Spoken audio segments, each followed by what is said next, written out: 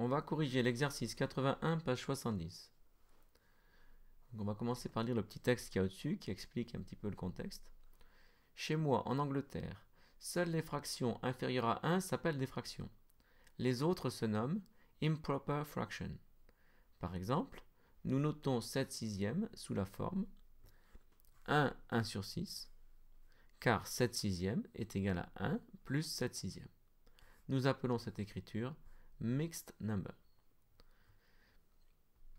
Exercice 81, eh bien, on va prendre une fraction un peu française ou européenne, hein, et on va la transformer pour la mettre en écriture anglaise ici. Donc pour la décomposer en une partie entière et une partie avec une fraction plus petite que 1. Donc par exemple, pour 14 sixièmes, alors là ils vous ont aidé parce qu'ils vous ont mis que le résultat ça va être 2 plus quelque chose.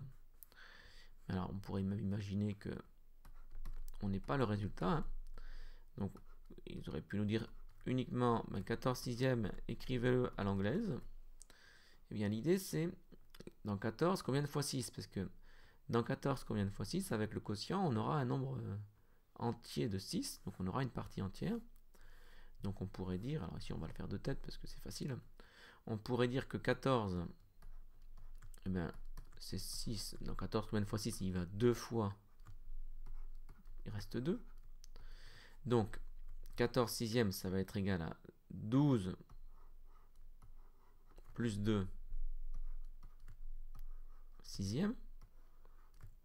Et vous voyez ce qui se passe, c'est que donc si vous avez votre gâteau ici qui est coupé, donc vous avez, c'est coupé en 6 à chaque fois.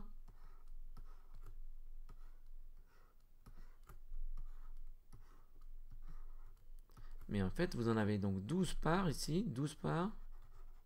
Donc 6 parts. Et encore 6 parts, ça fait 12 parts. Mais vous voyez qu'à chaque fois qu'on a 6 parts, ça fait 1 en entier. Donc 12 sixièmes, ici c'est 2 gâteaux entiers, plus 2 sixièmes.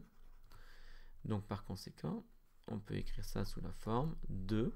Donc c'est le 2 qui correspond à celui-là, hein, plus 2 sixièmes. Le 2 qui est là, il correspond à celui-là. Si ça avait été 3, évidemment 3 se serait retrouvé là, et le 2 ici serait là. Donc voici la décomposition ici, hein, donc 14 sixièmes, c'est 2 plus 2 sixièmes. Donc c'est 2 plus 2 sixièmes.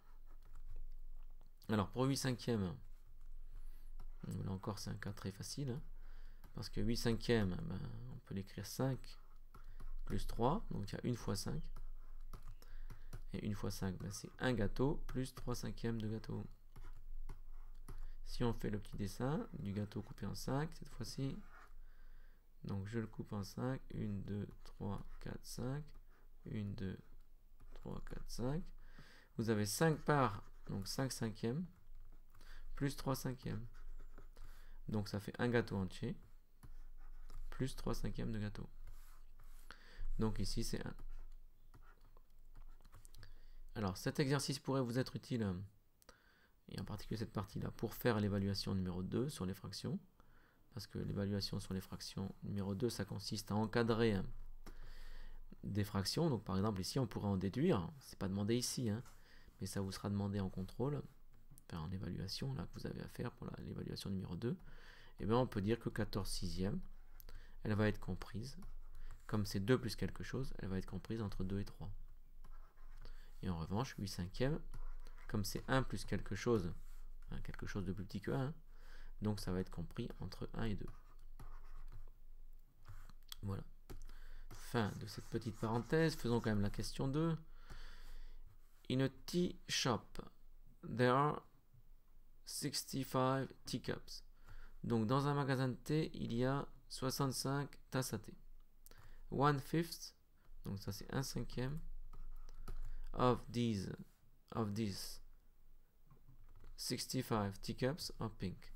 Donc 1/5 de ces 65 tasses sont roses. Donc vous avez 65 tasses et 1/5 qui sont roses. How many teacups are pink?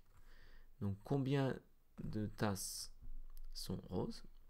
Donc ici il faut calculer 65 fois 1/5. Donc on sait que ça c'est pareil que 65 divisé par 5, ce qui donne 13 Par conséquent, on va répondre en anglais. 13 teacups